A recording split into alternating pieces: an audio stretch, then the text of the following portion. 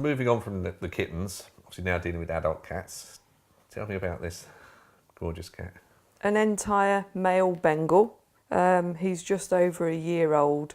He takes a little bit of grooming, but with him having a short coat, literally just everyday stroking him grooms him. Quite different from, say, your long-haired Persians, who would require a lot more combing through to keep their coats from getting matted. He takes very little maintenance that way, but it's still important to keep him in good condition.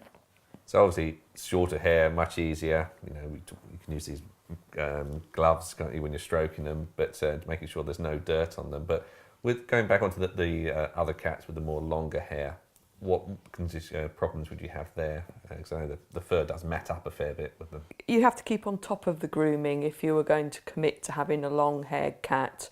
The coat can mat quite badly.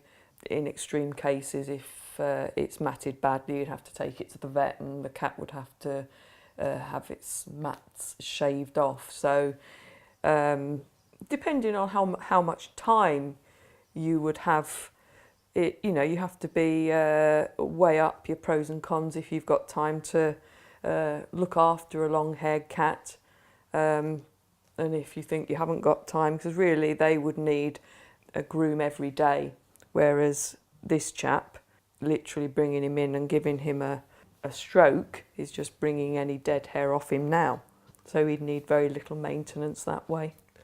Obviously, we've spoken about claws. We showed that with the kitten. With the older cats, it's the same. Do you keep on with the claws, or would they naturally wear them down? Well, with our cats, we show them, so and they don't go out. So we do clip their claws. They have their regular spot-on treatments, and we make sure their ears are kept clean. And just generally keep him in tip-top condition. Some people take their cats on holiday with them. We hear quite a lot of this, where people are taking their cats in caravans and things like this, coping very well, and then taking them out for walks on a harness. Does this work? You couldn't just put the harness on an adult cat and expect it just to trot along. But if you're wanting to take your cat out, Bengals in particular are very bit dog-like in that respect. You can put a harness on them, but if you start when they're finished their course of vaccinations as a kitten, say at sort of 13 weeks, put a harness on and just let them trot around with it on so they get used to it. And then once they're used to it, you can attach a lead and take them out. They love going out and about on a harness.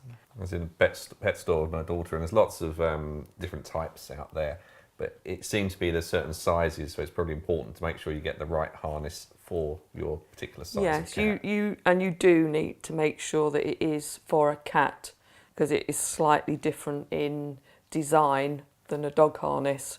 As cats, they can be quite nimble at wriggling out of them if they're not fitted properly. So the last thing you want to do is go out with your prized Bengal on a harness and it wriggle out of it and run away. Yeah. So when we looked at dog ones to start with, just from that, saw the little harnesses and assumed that's for a cat.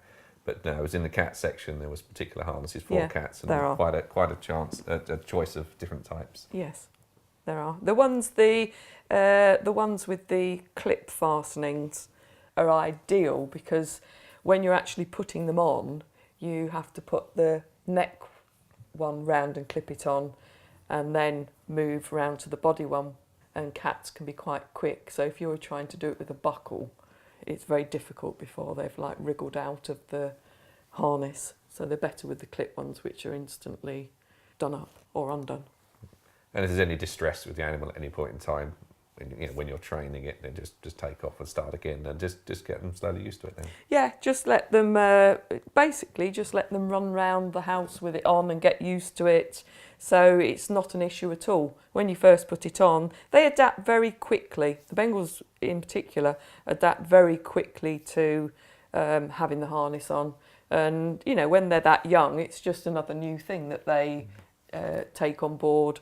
And literally, we had one kitten who had the harness on for a couple of days, and then he was out trotting around the garden on it as happy as anything.